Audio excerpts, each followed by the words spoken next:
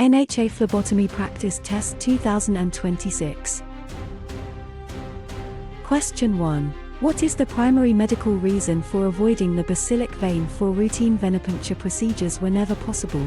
Option A. The vein is too small to yield an adequate sample volume. Option B. The vein is located in close anatomical proximity to the brachial artery and the median nerve. Option C. The vein has a high tendency to collapse under normal vacuum tube pressure. Option D. The vein lacks a sufficient path to the superior vena cava system. The correct answer is option B. The vein is located in close anatomical proximity to the brachial artery and the median nerve.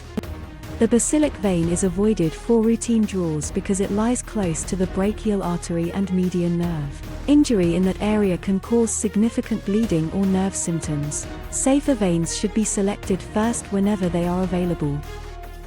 Question 2.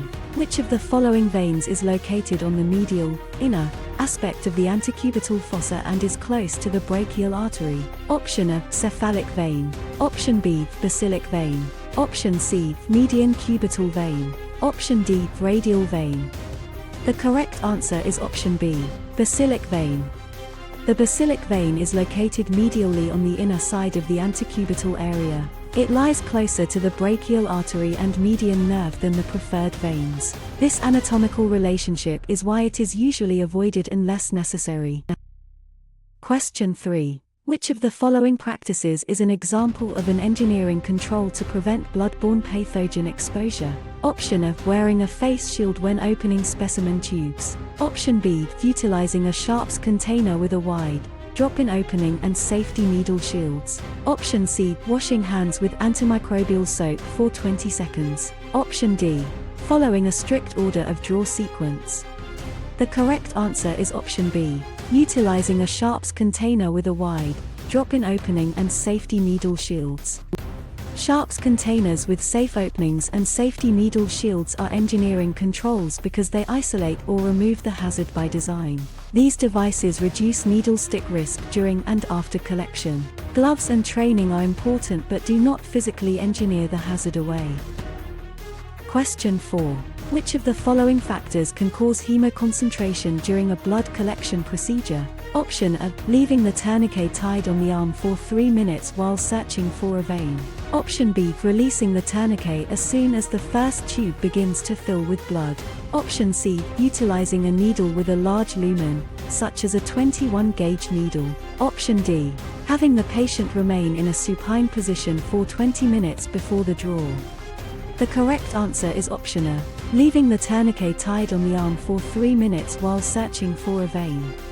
Leaving a tourniquet on for several minutes causes venous stasis and fluid shifts out of the vessel. This concentrates cells and analytes, producing hemoconcentration. The tourniquet should be released within the recommended time and reapplied only after an appropriate pause if needed. Question 5. Which of the following structures is an example of an unoxygenated blood carrier? Option A. Pulmonary vein. Option B. Aorta. Option C. Superior vena cava. Option D. Brachial artery. The correct answer is option C. Superior vena cava. The superior vena cava carries deoxygenated blood from the upper body back to the right atrium. Most systemic veins carry unoxygenated blood, while most systemic arteries carry oxygenated blood away from the heart.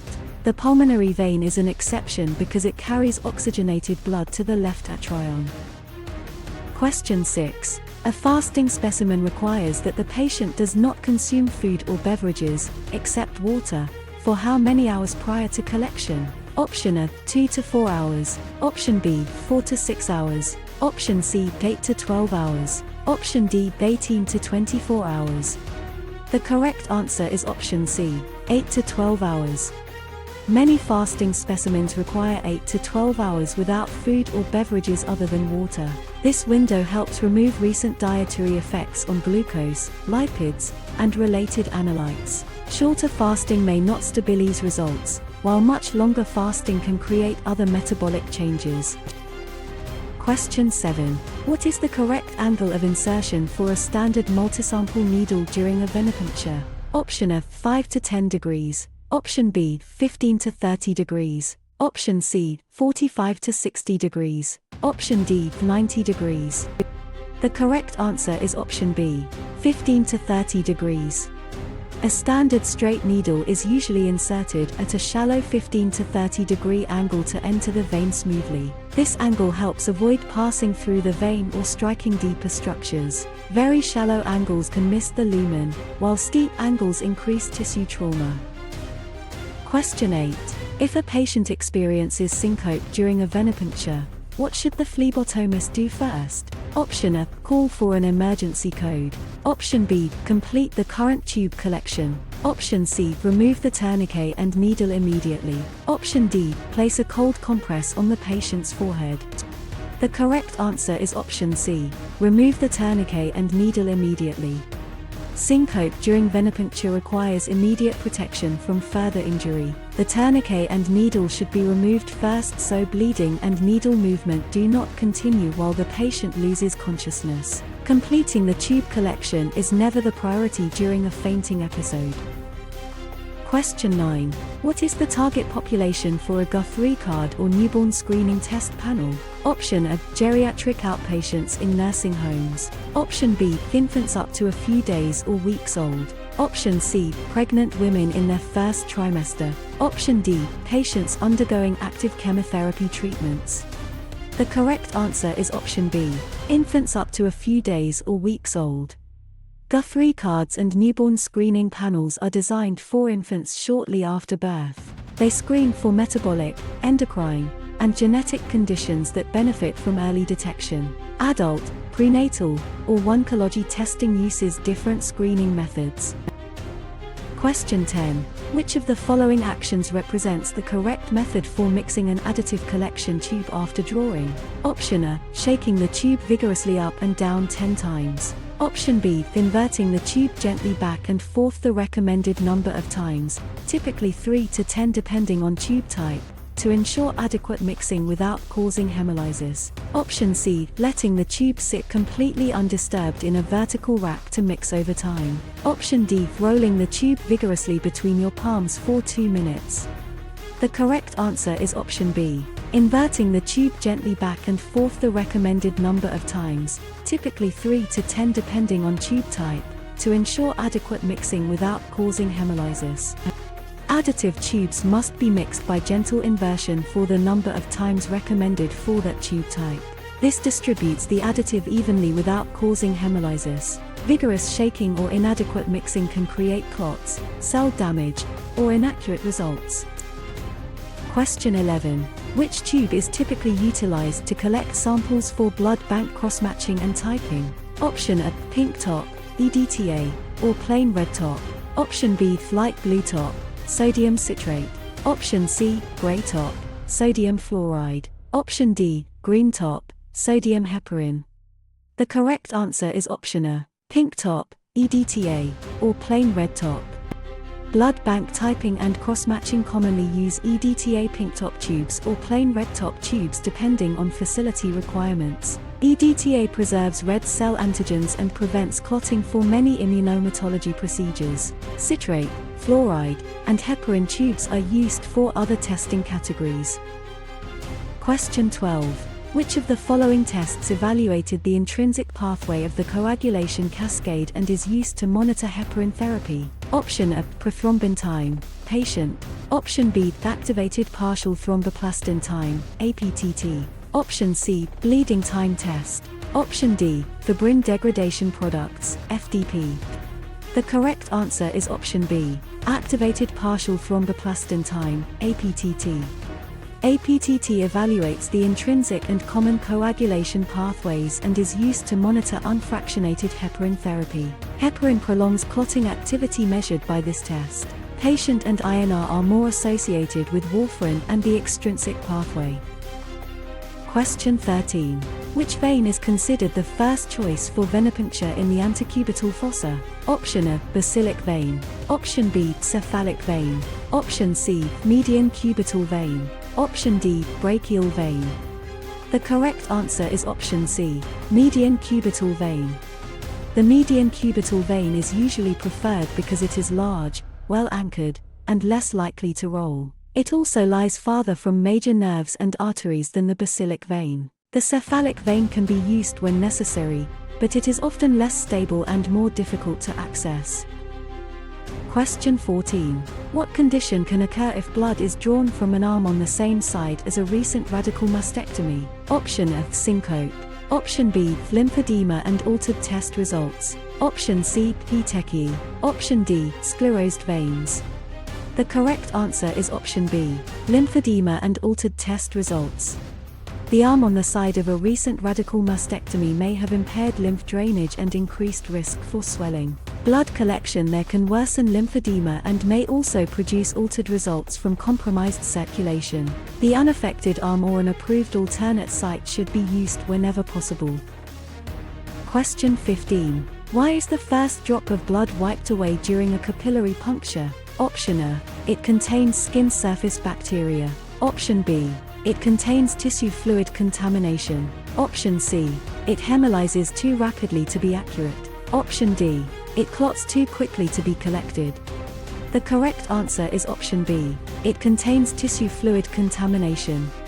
The first drop from a skin puncture often contains tissue fluid and surface contaminants from the puncture process. Wiping it away improves specimen quality and reduces dilution of the sample. Collecting that first drop can contribute to inaccurate chemistry or hematology results. Question 16. Which of the following tests measures the average blood glucose concentration over the past 2 to 3 months? Option A, fasting blood sugar, FBS. Option B, oral glucose tolerance test, OGTT. Option C, hemoglobin A1C, HbA1c. Option D, postprandial glucose test. The correct answer is option C, hemoglobin A1C, HbA1c. Hemoglobin A1c reflects the percentage of hemoglobin that has glucose attached over the lifespan of red blood cells. It estimates average blood glucose over roughly 2 to 3 months. Fasting and postprandial glucose tests measure glucose at a specific point in time. Question 17. What is the primary function of erythrocytes, red blood cells, in the human body? Option A, defending the tissues against pathogenic bacterial invasions. Option B, participating in the primary aggregation phase of blood clotting. Option C, transporting oxygen from the lungs out to the body tissues and carbon dioxide back to the lungs. Option D, producing circulating antibody proteins in response to vaccinations. The correct answer is option C, transporting oxygen from the lungs out to the body tissues and carbon dioxide back to the lungs. Erythrocytes transport oxygen from the lungs to tissues and help return carbon dioxide to the lungs. Their hemoglobin content allows efficient gas binding and delivery. White cells defend against infection, and platelets support clot formation. Question 18. What constitutes a proper unique identifier sequence for an inpatient according to the Joint Commission? Option A, full name and room number. Option B, full name and date of birth. Option C, attending physician and bed number. Option D, date of birth and diagnosis. The correct answer is option B, full name and date of birth. 2 reliable identifiers are required to link the specimen to the intended patient. Full name and date of birth are acceptable because they identify the person rather than the location. Room number, bed number, diagnosis, or physician name can change and should not be used as primary identifiers. Question 19. What is the primary purpose of applying a tourniquet during a venipuncture procedure? Option A, to stop the arterial blood flow to the limb. Option B, to engorge the veins and make them more palpable. Option C, to anchor the vein and prevent it from rolling. Option D, to ensure the sterility of the puncture site. The correct answer is option B, to engorge the veins and make them more palpable. A tourniquet temporarily slows venous return so veins become fuller, easier to see, and easier to palpate. It should not stop arterial flow or be tightened enough to injure the patient. Vein anchoring and skin antisepsis are separate steps with different purposes. Question 20.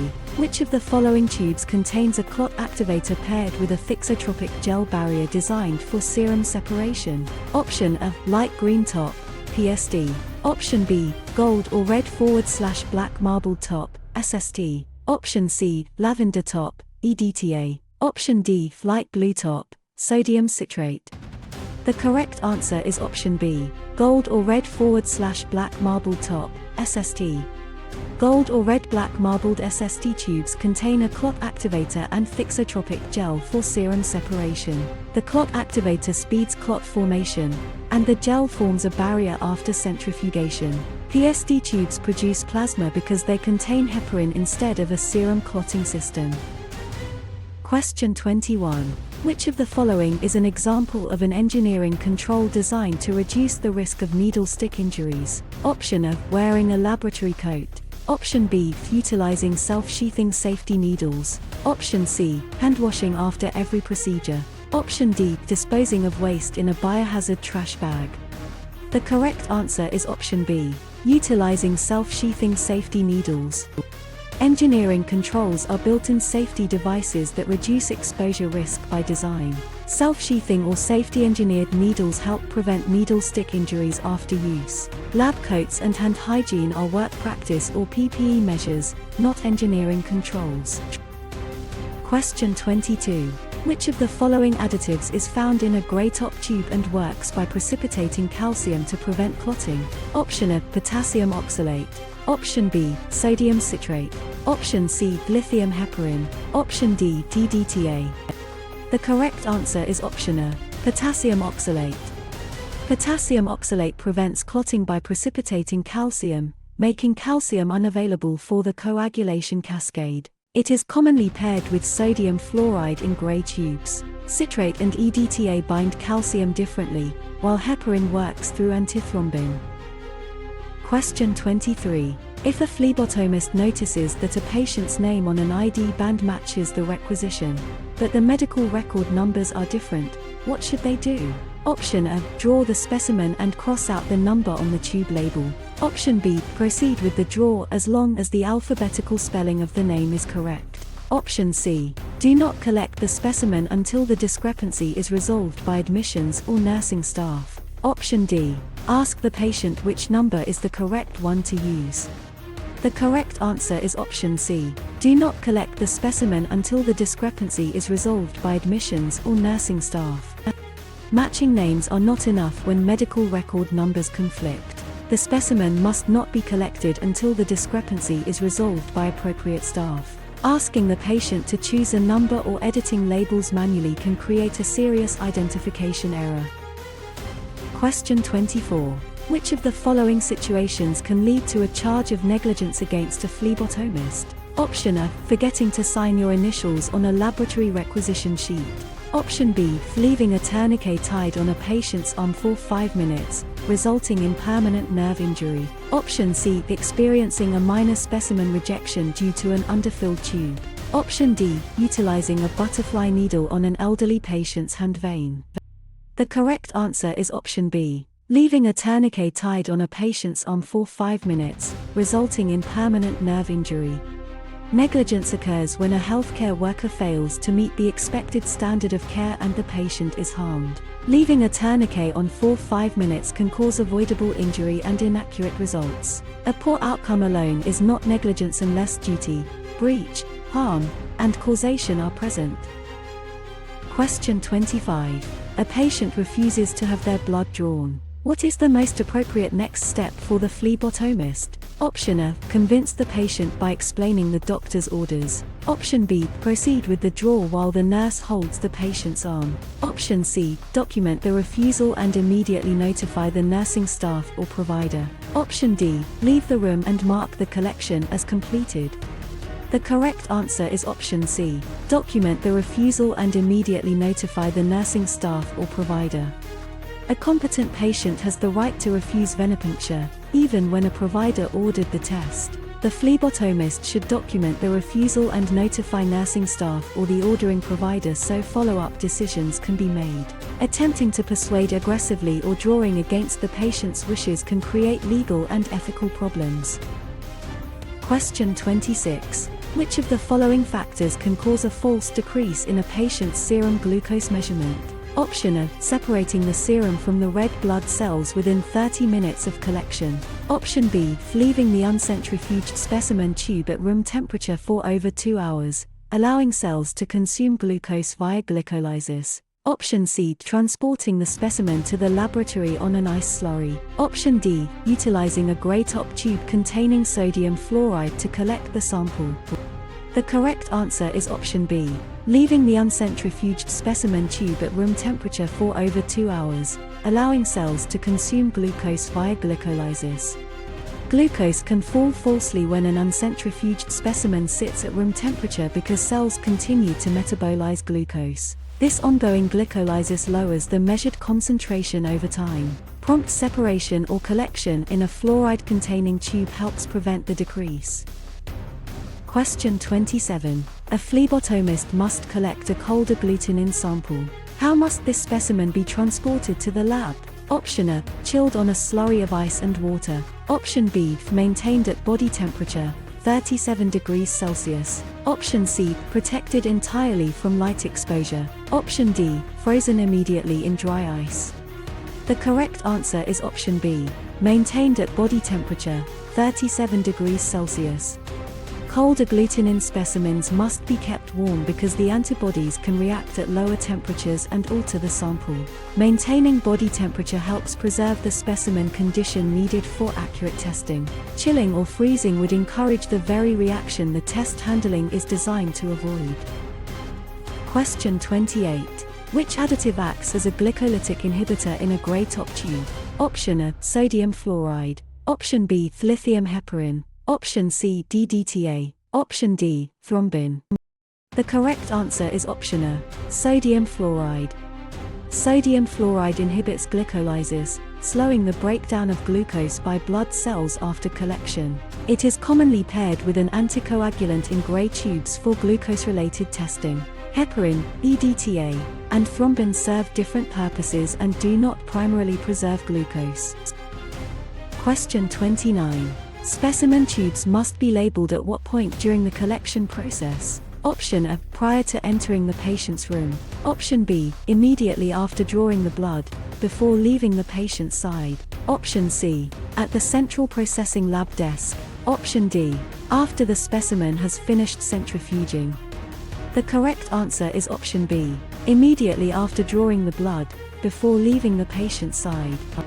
Specimens must be labeled immediately after collection while still at the patient's side. This practice prevents mix-ups between patients, rooms, or batches of tubes. Pre-labeling tubes or labeling later at the desk creates a serious wrong-patient risk. Question 30. Which of the following tests evaluates the extrinsic coagulation pathway and is commonly monitored in patients taking oral warfarin therapy? Option A, activated partial thromboplastin time, APTT. Option B, prothrombin time / international normalized ratio, patient / INR. Option C, bleeding time determination. Option D, complete blood count, CBC. The correct answer is option B, prothrombin time / international normalized ratio, patient / INR. Patient and INR evaluate the extrinsic pathway and are commonly used to monitor oral warfarin therapy. Warfarin affects vitamin K-dependent clotting factors that influence this test. APTT is used more often for heparin therapy and the intrinsic pathway. Question 31. A phlebotomist needs to collect a specimen for a complete blood count, CBC. Which color tube should be selected? Option A, red. Option B, green. Option C, light blue. Option D, lavender. The correct answer is option D, lavender. CBC testing requires anticoagulated whole blood with preserved cellular morphology and accurate cell counts. Lavender tubes contain EDTA, which binds calcium and prevents clotting while maintaining blood cell detail. Serum, citrate, or heparin tubes can alter hematology results or create unsuitable specimens. Question 32. When collecting a blood alcohol level for legal purposes, what antiseptic should be used to cleanse the site? Option A, 70% isopropyl alcohol. Option B, tincture of iodine. Option C, chlorhexidine gluconate or soap and water. Option D, hydrogen peroxide. The correct answer is option C, chlorhexidine gluconate or soap and water. Alcohol-based skin cleansers are avoided for legal blood alcohol collections because they can raise questions about contamination. Chlorhexidine, povidone iodine, or soap and water are acceptable non-alcohol alternatives depending on policy. Routine alcohol prep pads are appropriate for many venipunctures but not for forensic alcohol testing. Question 33. What should a phlebotomist do if they observe a hematoma forming rapidly under the skin surface while performing a venipuncture? Option A. Adjust the needle angle to try to drain the hematoma into the collection tube. Option B. Terminate the draw immediately, release the tourniquet, withdraw the needle, and apply firm, direct pressure to the puncture site. Option C. Instruct the patient to pump their fist forcefully to redistribute the blood. Option D. Advance the needle deeper to pass completely through the hematoma layers. The correct answer is option B. Terminate the draw immediately, release the tourniquet, withdraw the needle, and apply firm, direct pressure to the puncture site. A rapidly forming hematoma means blood is escaping from the vessel into surrounding tissue. The draw should be stopped, the tourniquet released, the needle removed, and firm pressure applied. Continuing the attempt can enlarge the hematoma and increase pain or bruising. Question 34. What color top tube contains the additive thrombin, which acts as a rapid clot activator for stat serum determinations? Option A. Orange top. Option B. Light blue top. Option C. Lavender top. Option D. Gray top. The correct answer is option A. Orange top. Orange top tubes contain thrombin, a rapid clot activator used for some stat serum determinations. Thrombin speeds clot formation so serum can be processed quickly. Anticoagulant tubes such as lavender, gray, and light blue are intended to prevent clotting rather than accelerate it. Question 35.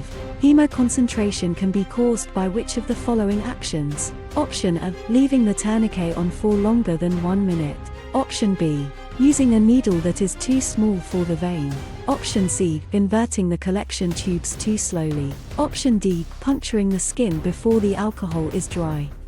The correct answer is option A. Leaving the tourniquet on for longer than 1 minute. Prolonged tourniquet application traps blood in the limb and allows fluid to shift out of the vessels. This concentrates cells and analytes, producing hemoconcentration and potentially misleading results. Needle size, tube inversion speed, and wet alcohol cause different specimen problems such as hemolysis or contamination. Question 36. What type of consent is given when a patient extends their arm and rolls up their sleeve for a blood draw? Option A. Informed consent. Option B. Expressed consent. Option C. Implied consent. Option D. Statutory consent. The correct answer is option C. Implied consent. Implied consent occurs when a patient cooperates through behavior rather than signing or verbally stating agreement. Extending the arm after the procedure is explained shows permission for a routine blood draw. Written informed consent is used for procedures with greater risk or more formal requirements. Question 37. What type of consent is required before a phlebotomist can draw blood from a minor child? Option A. Implied consent from the child's teacher. Option B. Informed or expressed consent from a parent or legally authorized guardian. Option C. No consent is needed as long as a doctor ordered the test. Option D. Verbal consent from the minor patient themselves. The correct answer is option B. Informed or expressed consent from a parent or legally authorized guardian. A minor generally requires consent from a parent or legally authorized guardian before routine blood collection. The child should still receive age-appropriate explanation and cooperation should be sought when possible. A physician order alone does not eliminate consent requirements. Question 38. Which of the following tubes contains an additive that prevents clotting by activating antithrombins? Option A. Light blue top, sodium citrate. Option B. Green top, heparin. Option C. Lavender top, EDTA. Option D. Gray top, potassium oxalate.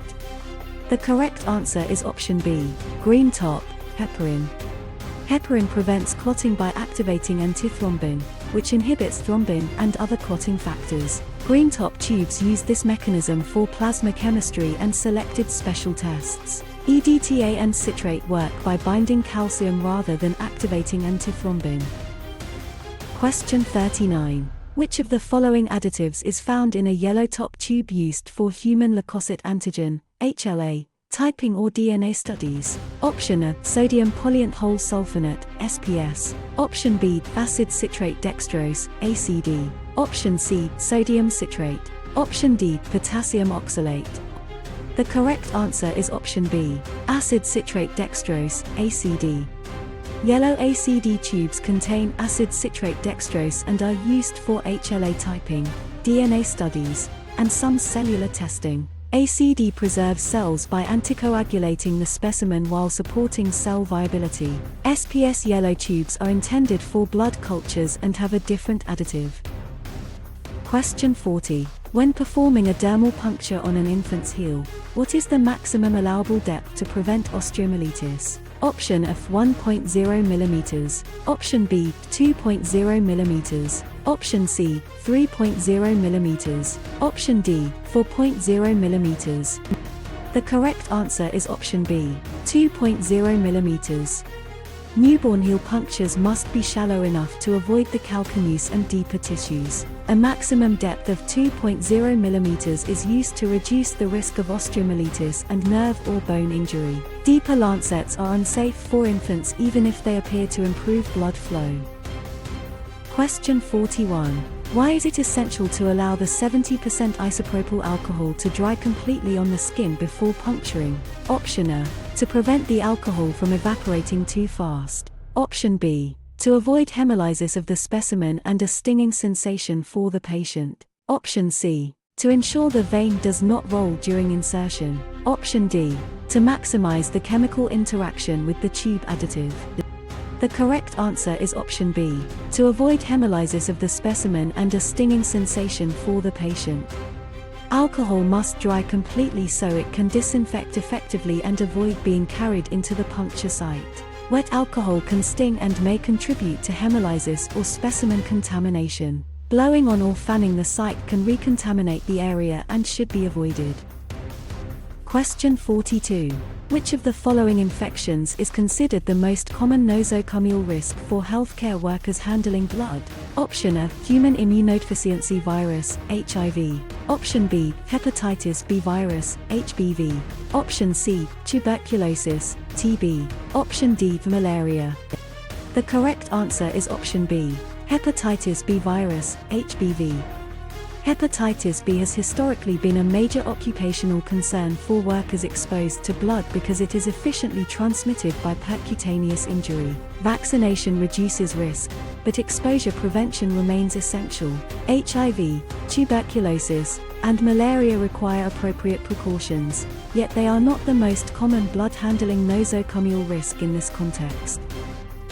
Question 43. What should a phlebotomist do immediately after activating the safety device on a used venipuncture needle? Option A, place the needle assembly into a rigid, leak-proof sharps container located near the point of use. Option B, drop the needle into a biohazard waste bag with blood-stained gauze. Option C, set the needle down on the patient's bedside table until the tubes are fully labeled. Option D, detach the needle from the tube holder adapter and place only the needle into the sharps container. The correct answer is option A, place the needle assembly into a rigid, leak-proof sharps container located near the point of use. After the safety device is activated, the used needle assembly should go directly into a rigid, leak-proof sharps container near the point of use. Immediate disposal minimizes handling and needle stick risk. Needles should not be recapped, carried around, or placed in regular trash. Question 44. What type of consent is demonstrated when an adult outpatient rolls up their sleeve and extends their arm toward the phlebotomist after being asked for a blood draw? Option A, expressed consent. Option B, informed consent. Option C, implied consent. Option D, statutory consent. The correct answer is option C, implied consent. Rolling up a sleeve and extending the arm after being asked to provide a specimen demonstrates implied consent. The patient's actions show cooperation with a routine procedure. Signed informed consent is a more formal process used when required by policy or procedure risk. Question 45. What type of vessel links the smallest arteriole pathways with the smallest venule pathways? Option A, capillary. Option B, sinusoid. Option C, lymph duct. Option D, deep artery. The correct answer is option A, capillary.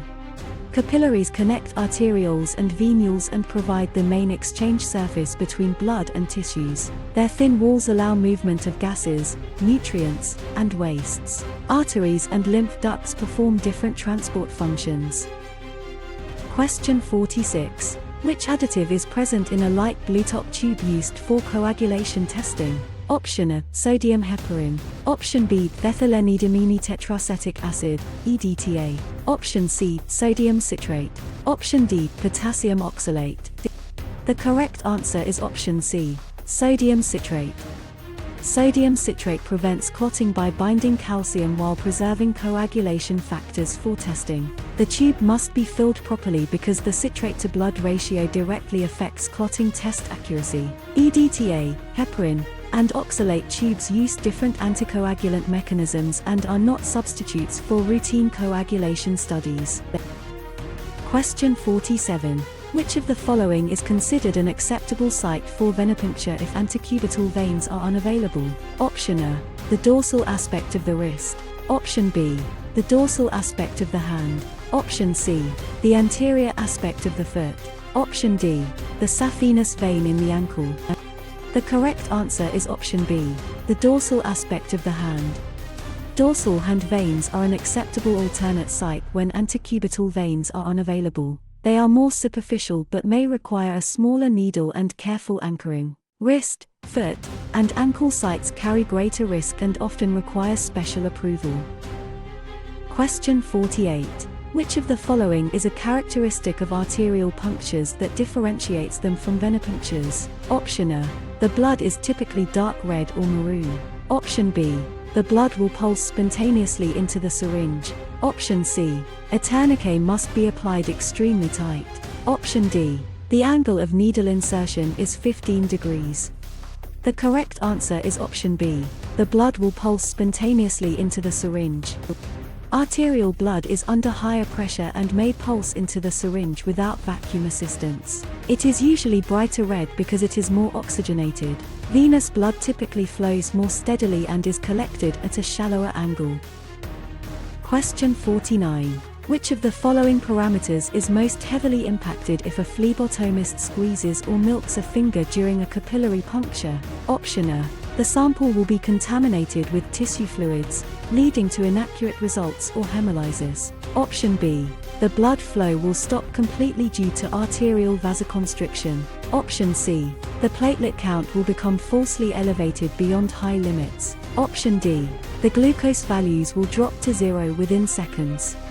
The correct answer is option A, the sample will be contaminated with tissue fluids, leading to inaccurate results or hemolysis. Milking a finger forces tissue fluid into the drop and can rupture cells. This dilutes the specimen and may cause hemolysis or inaccurate results. Gentle warming and proper puncture technique are preferred ways to improve blood flow. Question 50. What is the correct action if a phlebotomist accidentally sticks themselves with a used needle? Option A, wash the site with soap and water and immediately report the incident to a supervisor. Option B, squeeze the wound to expel blood and apply a tight bandage. Option C, wait until the end of the shift to fill out an incident report. Option D, ask the patient if they have any blood-borne infectious diseases. The correct answer is option A, wash the site with soap and water and immediately report the incident to a supervisor. A needle stick exposure should be washed promptly with soap and water and reported immediately. Rapid reporting allows exposure evaluation, source testing when permitted, and timely post-exposure management. Squeezing the wound, delaying the report, or questioning the patient informally is not an adequate response. Question 51. A patient under contact precautions requires a blood draw. Which of the following personal protective equipment, PPE, must the phlebotomist don before entering the room? Option A, N95 respirator and gloves. Option B, gown and gloves. Option C, surgical mask and face shield. Option D, gown, mask, and goggles. The correct answer is option B, gown and gloves. Contact precautions require barrier protection against organisms spread by direct touch or contaminated surfaces. Gown and gloves protect clothing and hands before entering the room and should be removed according to facility procedure before exit. Respirators are reserved for airborne hazards, while masks and eye protection are added when splash or droplet exposure is expected. Question 52. What should a phlebotomist do if they observe small, red spots appearing on a patient's skin after applying a tourniquet? Option A, remove the tourniquet immediately, as this indicates petechiae and potential bleeding issues. Option B, tighten the tourniquet further to stop the spots from spreading. Option C, ignore the spots, as they are a normal reaction to isopropyl alcohol. Option D, rub the skin surface firmly to see if the spots disappear. The correct answer is option A, remove the tourniquet immediately, as this indicates petechiae and potential bleeding issues. Petechiae after tourniquet application suggest fragile capillaries or a bleeding tendency. The tourniquet should be removed and the site reassessed before proceeding. Continuing pressure can worsen capillary bleeding and bruising. Question 53. Which of the following parameters must be strictly managed when collecting a sweat chloride test? Option A, keeping the sample frozen using dry ice. Option B, preventing evaporation of the sweat sample during collection. Option C, protecting the collecting flask from ambient artificial lights. Option D, drawing a matching light blue tube within 5 minutes. The correct answer is option B, preventing evaporation of the sweat sample during collection. Sweat chloride specimens must be protected from evaporation because chloride concentration can change as water is lost. Proper sealing and timely handling preserve the true concentration. Freezing, light protection, or paired coagulation tubes are not the main handling concern. Question 54. What should a phlebotomist do if they encounter a patient who does not speak the same language as the healthcare provider? Option A, use hand gestures to explain the invasive procedure and proceed with the draw. Option B, enlist the services of a certified medical interpreter to ensure proper communication and consent. Option C, ask the patient's roommate to translate the instructions for you. Option D, cancel the test order and document the patient as uncooperative. The correct answer is option B, enlist the services of a certified medical interpreter to ensure proper communication and consent. Certified medical interpreters ensure that the patient receives accurate information and can provide meaningful consent. Family members or untrained staff may omit, alter, or misunderstand medical details. Clear communication is essential for safety, cooperation, and legal compliance. Question 55. What type of safety equipment should be accessed if a hazardous chemical splashes directly onto a phlebotomist's arms and torso? Option A standard eye wash station. Option B, a safety drench shower. Option C, a fire blanket wrap. Option D, an isolation gown station. The correct answer is option B, a safety drench shower. A safety drench shower is used when hazardous chemicals splash over large body areas such as the arms and torso. Immediate flushing helps dilute and remove the chemical to reduce tissue damage. An eye wash station is designed for eye exposure rather than full body contamination. Question 56. Which of the following conditions can lead to a lipemic specimen? Option A, the patient did not fast before a lipid panel draw. Option B, the specimen was hemolyzed during collection. Option C, the tube was left under direct light for too long. Option D, the patient was severely dehydrated. The correct answer is option A, the patient did not fast before a lipid panel draw. Lipemia often occurs when blood is drawn after recent dietary fat intake, especially before lipid testing. The serum or plasma may look cloudy or milky from circulating lipoproteins. Hemolysis causes a red tint, while icterus produces a yellow to amber color. Question 57. Which of the following options describes the best method to prevent a vein from rolling during needle insertion? Option A. Tying the tourniquet directly over the intended puncture site. Option B. Anchoring the vein firmly by pulling the skin taut downward with the thumb below the site. Option C. Having the patient pump their fist continuously during needle insertion. Option D. Inserting the needle quickly at a sharp 90-degree angle. The correct answer is option B. Anchoring the vein firmly by pulling the skin taut downward with the thumb below the site. Anchoring pulls the skin taut below the puncture site to stabilize the vein. This prevents rolling and allows a controlled needle entry. Tying the tourniquet over the site, fist pumping, or using a steep angle can increase injury or specimen problems. Question 58. Which of the following practices is critical to perform when collecting a specimen for a cold agglutinin test?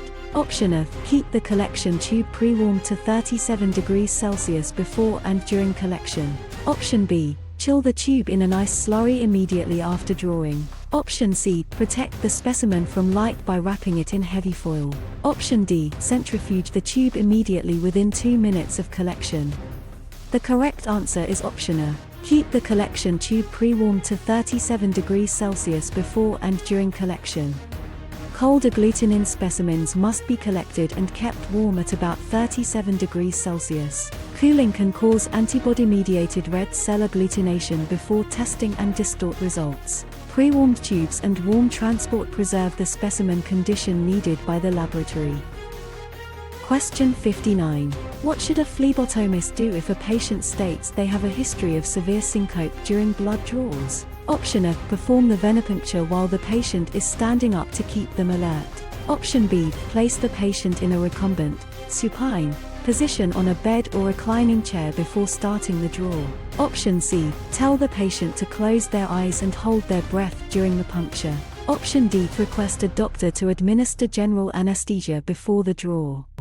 The correct answer is option B. Place the patient in a recumbent, supine position on a bed or reclining chair before starting the draw. A patient with a history of severe syncope should be positioned supine or reclined before collection. This reduces fall risk and supports circulation if fainting occurs. Standing or breath holding increases danger and should be avoided. Question 60. What is the function of sodium polyent whole sulfonate, SPS, inside a yellow top blood culture tube? Option A. To inhibit the growth of bacteria. Option B. To preserve glucose levels for bacterial metabolism. Option C. To aid in bacterial recovery by inhibiting complement and phagocytosis. Option D. To lyse red blood cells to release intracellular pathogens. The correct answer is option C. To aid in bacterial recovery by inhibiting complement and phagocytosis. SPS helps blood culture recovery by inhibiting complement, phagocytosis, and some antimicrobial activity in the specimen. This supports survival of microorganisms until incubation and analysis. It is not intended to kill bacteria or preserve glucose for chemistry testing. Question 61. If a phlebotomist notices a hematoma beginning to form during a blood draw, what action should be taken immediately?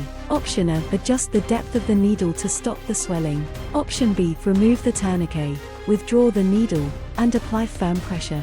Option C. Advance the needle further to bypass the hematoma. Option D. Request the patient to pump their fist to redistribute the blood. The correct answer is option B. Remove the tourniquet, withdraw the needle, and apply firm pressure. A developing hematoma means blood is leaking into surrounding tissue, so collection should stop at once. Releasing the tourniquet, withdrawing the needle, and applying firm pressure limits bleeding and tissue damage. Advancing the needle or continuing the draw can enlarge the hematoma and increase patient injury. Question 62. According to the Clinical and Laboratory Standards Institute, CLSI, which tube must be collected first in the standard order of draw? Option A. Light blue top. Option B. Lavender top. Option C. Blood culture vials. Option D. Green top. The correct answer is option C. Blood culture vials.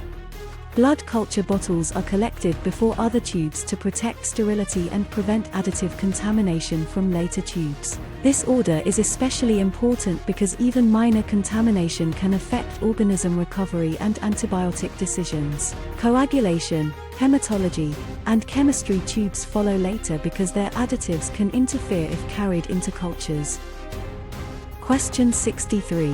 What does the term phlebotomy literally mean in Greek? Option A. To clear a blood clot. Option B. To measure blood cells. Option C. To cut into a vein. Option D. To study circulating fluids. The correct answer is option C. To cut into a vein. The word phlebotomy comes from roots meaning to cut into a vein. The term reflects the traditional act of opening a vein to obtain blood. Measuring cells, studying fluids, or removing clots describes different laboratory or clinical activities. Question 64. What is the function of the systemic circulatory system? Option A. Moving blood exclusively between the heart and the lungs for gas exchange. Option B. Routing oxygenated blood and nutrients from the heart out to the rest of the body tissue networks. Option C. Filtering liquid waste products through the nephron beds of the kidneys. Option D. Producing white blood cells within the flat bones of the axial skeleton. The correct answer is option B. Routing oxygenated blood and nutrients from the heart out to the rest of the body tissue networks. Systemic circulation delivers oxygenated blood and nutrients from the left side of the heart to body tissues. It also returns deoxygenated blood and metabolic waste products back toward the right side of the heart. Pulmonary circulation is limited to blood flow between the heart and lungs. Question 65. Which of the following options describes a pre-analytical error that can occur in phlebotomy? Option A. Miscalibrating an automated glucose analyzer machine. Option B. Misidentifying a patient or mislabeling a specimen collection tube at the bedside. Option C. Delaying the entry of finalized lab results into the electronic medical record. Option D. Misinterpreting a cellular structure under a microscope. The correct answer is option B. Misidentifying a patient or mislabeling a specimen collection tube at the bedside. Misidentifying a patient or mislabeling a tube occurs before the sample is analyzed, making it a pre-analytical error. These errors are especially dangerous because the laboratory may produce a technically valid result on the wrong specimen. Analyzer calibration and final reporting occur in later phases. Question 66. What is the clinical purpose of performing a bleeding time test? Option A. To evaluate the integrity of the intrinsic coagulation pathway. Option B. To assess platelet function and the capillary bed's ability to form a primary plug.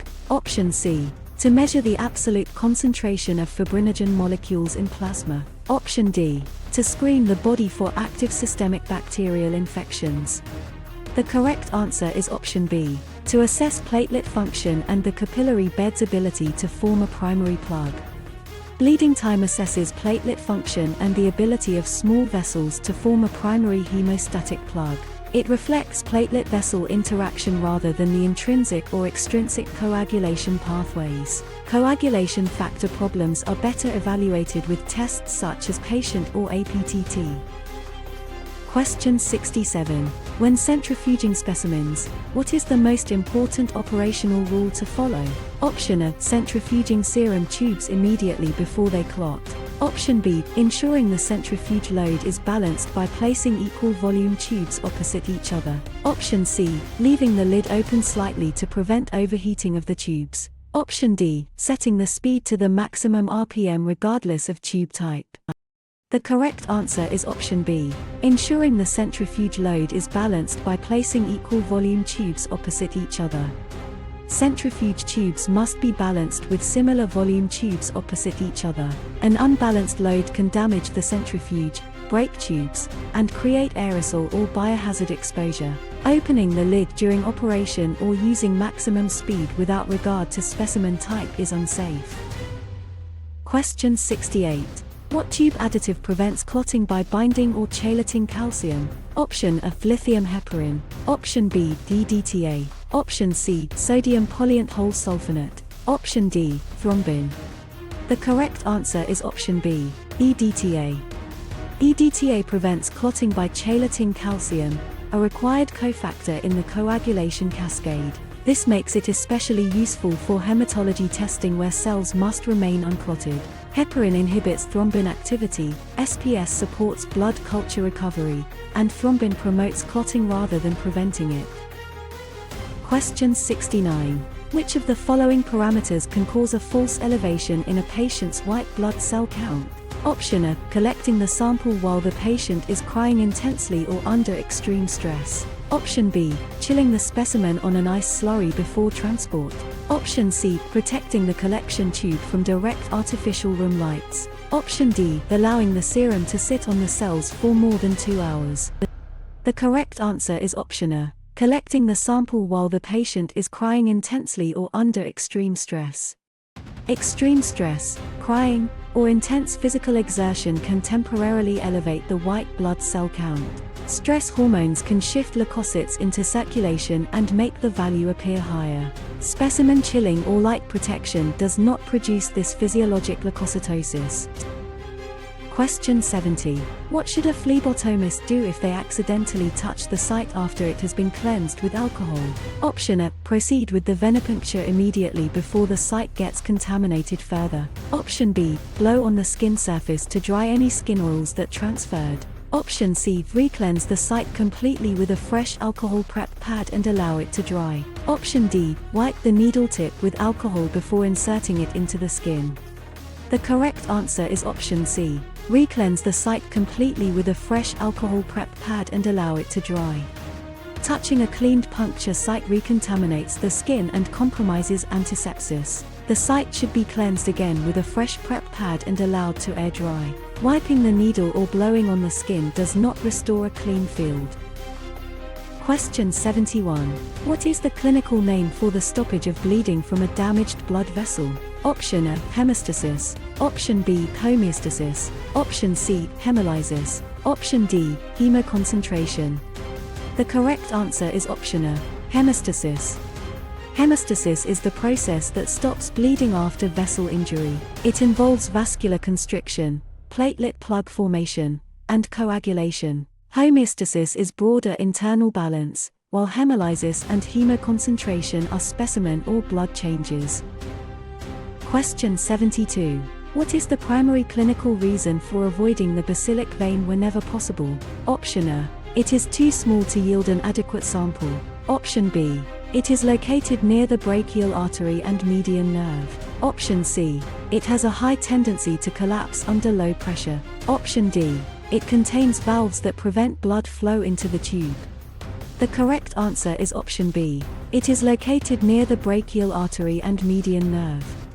The basilic vein lies close to the brachial artery and median nerve on the medial side of the arm. Accidental injury in this area can cause severe bleeding, nerve pain, or other complications. It is used only when safer veins are unavailable and the practitioner is confident in the site. Question 73.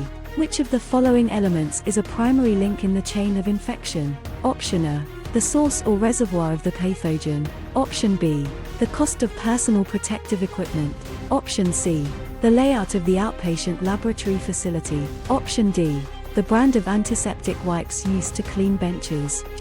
The correct answer is option A. The source or reservoir of the pathogen. A reservoir is a primary link in the chain of infection because it is where a pathogen lives and multiplies. Breaking any link, including reservoir, exit route, transmission, entry route, or susceptible host, helps stop spread. Equipment cost or room layout may influence practice but is not a chain link. Question 74. What does the term erythema mean? Option A. Redness of the skin caused by congestion or inflammation of the capillaries. Option B. A pale appearance of the skin due to low red cell counts. Option C. A bluish tint to the skin caused by a lack of oxygen. Option D. A yellowing of the skin caused by high bilirubin levels. The correct answer is option A. Redness of the skin caused by congestion or inflammation of the capillaries. Erythema means redness of the skin from capillary congestion or inflammation. It may be seen with irritation, infection, allergy, or localized trauma. Pallor, cyanosis, and jaundice describe pale, blue, and yellow color changes. Question 75. What color top tube contains the additive sodium citrate and is used for coagulation profiles? Option of light blue top. Option B, lavender top. Option C, green top. Option D, gray top. The correct answer is option A, light blue top. Light blue tubes contain sodium citrate and are used for coagulation profiles. Citrate binds calcium reversibly and preserves clotting factors for testing when the tube is properly filled. Other tube colors contain additives that can interfere with coagulation assays. Question 76. What is the standard depth of a lancet puncture used for a fingerstick on an adult patient? Option of 1.0 to 1.5 mm. Option B 1.8 to 2.4 mm. Option C 3.0 to 4.0 mm. Option D 4.5 to 5.0 mm. The correct answer is option B, 1.8 to 2.4 mm. Adult fingerstick lancets generally penetrate about 1.8 to 2.4 mm. This depth reaches the capillary bed while limiting injury to deeper structures. Shallower punctures may not provide adequate flow, and deeper punctures can cause unnecessary trauma. Question 77. What color top tube contains sodium heparin or lithium heparin and is the primary choice for stat chemistry determinations? Option A, green top. Option B, light blue top. Option C, lavender top. Option D, yellow top. The correct answer is option A, green top. Green top tubes contain sodium or lithium heparin and are commonly used for stat chemistry testing. Heparin allows plasma to be separated quickly without waiting for clot formation. Serum tubes require clotting time and are not always ideal for urgent chemistry turnaround. Question 78. What should a phlebotomist use to cleanse the skin surface prior to collecting a blood alcohol specimen for legal purposes? Option A, 70% isopropyl alcohol prep pads. Option B, povidone iodine or chlorhexidine gluconate or non-alcoholic soap and water. Option C, tincture of iodine solution. Option D, concentrated hydrogen peroxide spray. The correct answer is option B, povidone iodine or chlorhexidine gluconate or non-alcoholic soap and water. Blood alcohol specimens for legal testing should be collected using a non-alcohol skin cleanser such as povidone iodine, chlorhexidine, or soap and water. This avoids any appearance that alcohol from the prep contaminated the specimen. Routine isopropyl alcohol pads are avoided for forensic alcohol collections. Question 79. What is the maximum amount of time a tourniquet should remain tied on a patient's arm during a venipuncture? Option A, 30 seconds. Option B, 1 minute. Option C, 2 minutes. Option D, 3 minutes. The correct answer is option B, 1 minute. Tourniquet time should generally be limited to 1 minute to prevent venous stasis and hemoconcentration. Longer application can concentrate proteins, cells, potassium, calcium, and other analytes. Releasing and reapplying after a pause is safer than leaving it tied while searching for a vein. Question 80. Which of the following tests is used to evaluate the extrinsic pathway of the coagulation cascade? Option A, activated partial thromboplastin time, APTT.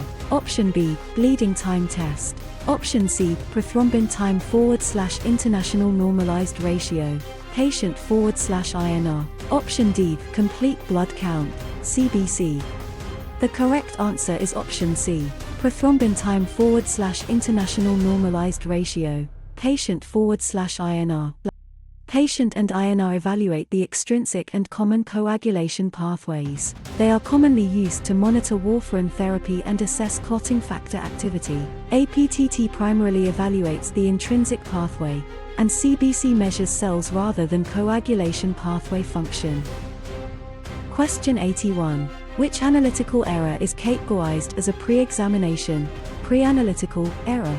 Option A, miscalibrating a chemistry analyzer machine. Option B, misidentifying a patient before collecting their sample. Option C, misinterpreting a reading on a microscopic smear sheet.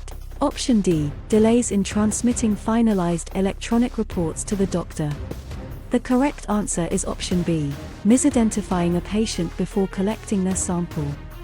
Misidentifying a patient before collection is a pre-examination error because it occurs before the specimen is analyzed. Pre-analytical errors often have the greatest impact on patient safety because the wrong sample can produce a believable but unsafe result.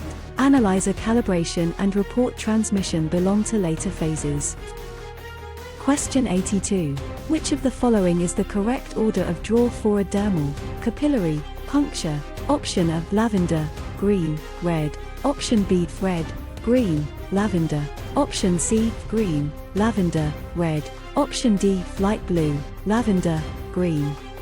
The correct answer is option A, lavender, green, red.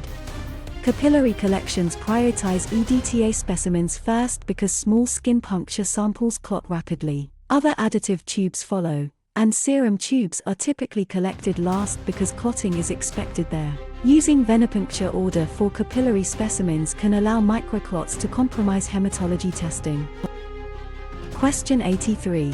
Which of the following tubes should be collected first when performing a venipuncture draw using a multisample needle? Option A, light blue top, sodium citrate. Option B, blood culture bottles or yellow SPS tube.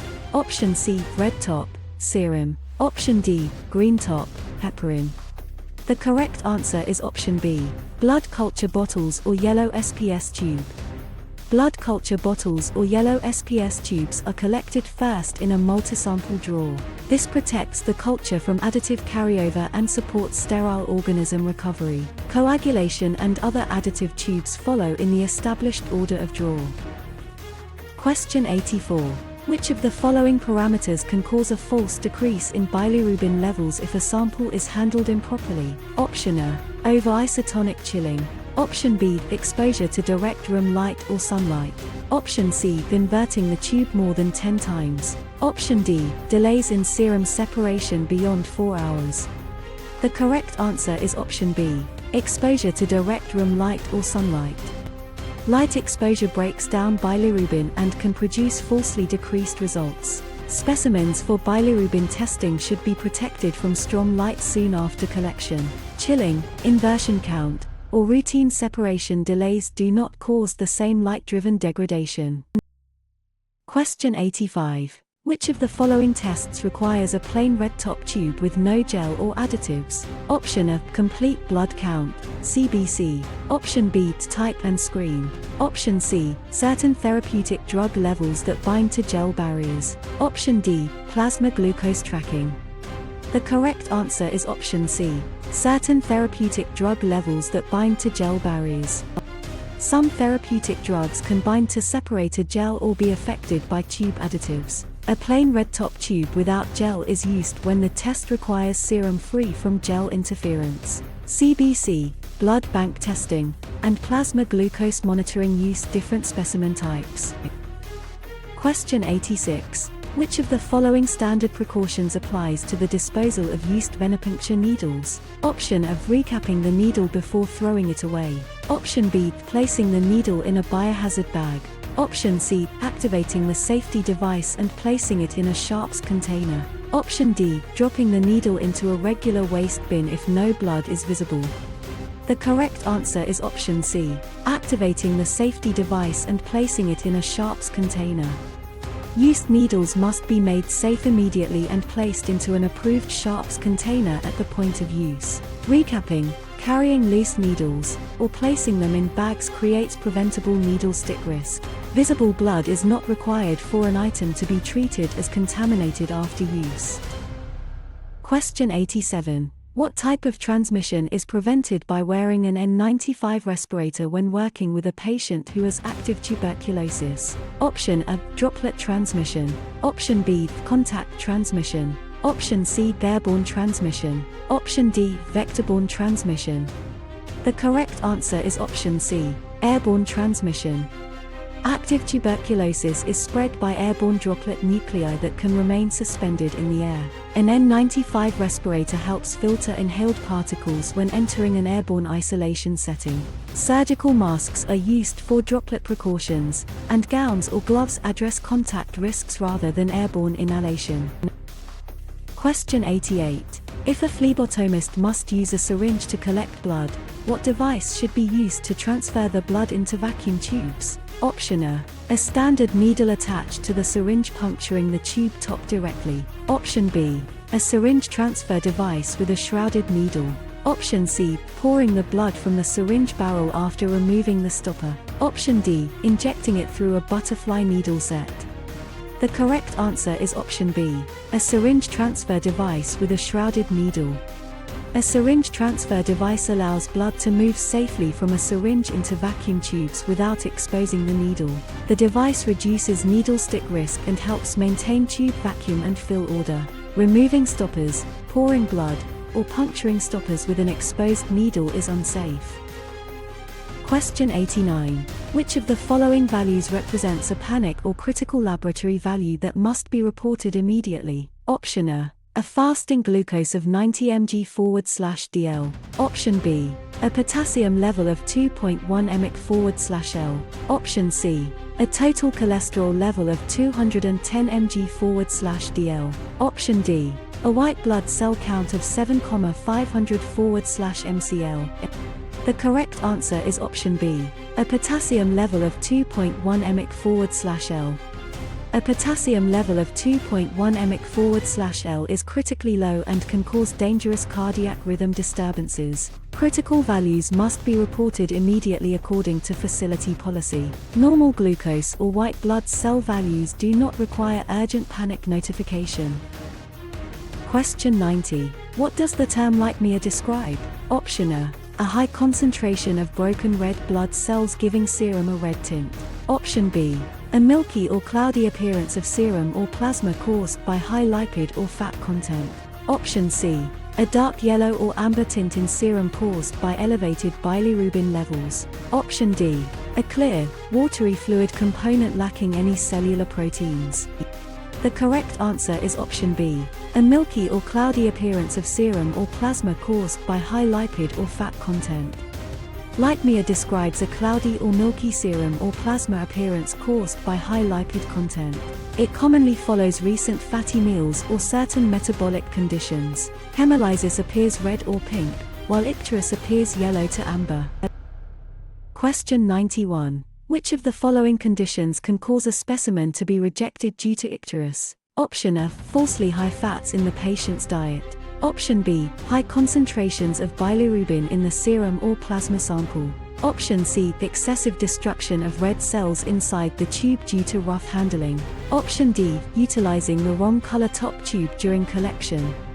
The correct answer is option B, high concentrations of bilirubin in the serum or plasma sample.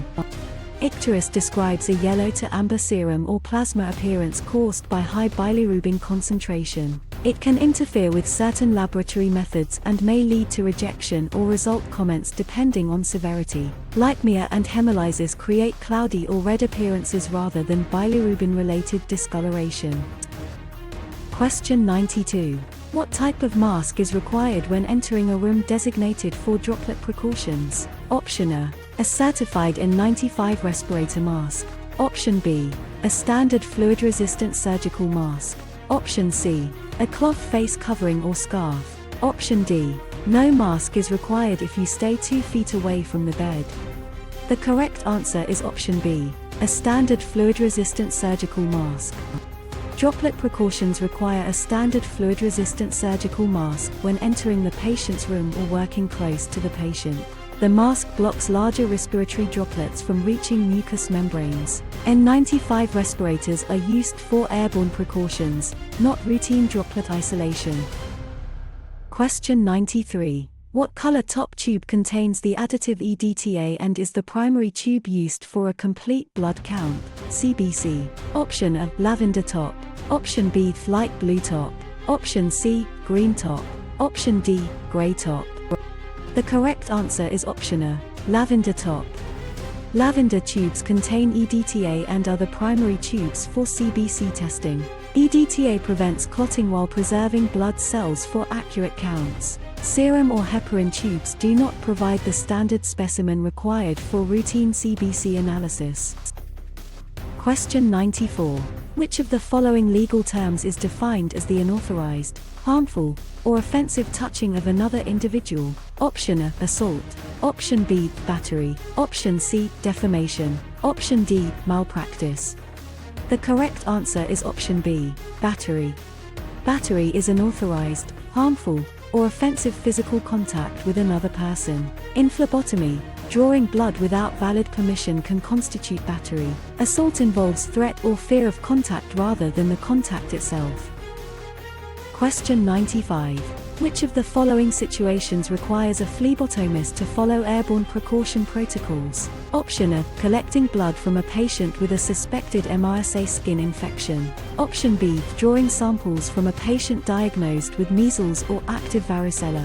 Option C, performing venipuncture on a patient with seasonal rhinovirus. Option D, collecting a lipid panel from a patient with hepatitis C. The correct answer is option B, drawing samples from a patient diagnosed with measles or active varicella. Measles and active varicella spread by airborne particles and require airborne precautions. This includes an appropriate respirator and a negative pressure room when available. MRSA skin infections usually require contact precautions, and hepatitis C follows blood-borne standard precautions. Question 96. A serum separator tube, SST, contains an additive that assists in what process? Option A, preventing coagulation. Option B, accelerating coagulation. Option C, inhibiting glycolysis. Option D, preserving blood cultures. The correct answer is option B, accelerating coagulation. Serum separator tubes contain a clot activator that speeds the formation of a clot before centrifugation. After clotting, the gel barrier separates serum from blood cells during spinning. Anticoagulants prevent clotting, so they would not produce serum in the same way. Question 97. Which of the following is the most critical step in performing any phlebotomy procedure? Option A, choosing the correct size needle. Option B, verifying patient identification. Option C, selecting the appropriate vein. Option D, applying the tourniquet tightly. The correct answer is option B, verifying patient identification. Patient identification must be verified before collection because every result is linked to treatment decisions for one specific person. A name alone is not enough when facility policy requires two identifiers such as full name, date of birth, or medical record number. Needle size, vein choice, and tourniquet technique matter only after the patient's identity has been confirmed. Question 98. What is the liquid portion of an anticoagulated, centrifuged blood specimen called? Option A, serum. Option B, plasma. Option C, whole blood. Option D, fibrin clot. The correct answer is option B, plasma. Plasma is the liquid portion of anticoagulated blood after centrifugation. It contains clotting factors because clot formation has been prevented. Serum comes from clotted blood and lacks fibrinogen and many clotting factors. Question 99. Which of the following tubes contains the anticoagulant lithium heparin? Option A, light green top, PSD. Option B, dark blue top. Option C, yellow top. Option D, gray top. The correct answer is option A, light green top, PSD. Light green plasma separator tubes commonly contain lithium heparin and a gel barrier for chemistry testing. Heparin prevents clotting so plasma can be separated quickly after centrifugation. Other tube colors are used for trace metals, cultures, glucose preservation, or coagulation testing. Question 100. What should a phlebotomist do if they notice that the expiration date on a vacuum collection tube has passed? Option A, use the tube anyway if it is the only one available on the tray. Option B, discard the expired tube and select a current, unexpired tube from inventory. Option C, assume the additive inside is still functional for another 6 months. Option D, write the current date over the expiration date on the label. The correct answer is option B. Discard the expired tube and select a current, unexpired tube from inventory. Expired vacuum tubes may have reduced vacuum, degraded additives, or compromised sterility. They should be discarded and replaced with unexpired tubes from inventory. Using an expired tube can cause short draws, clotting, contamination, or inaccurate results.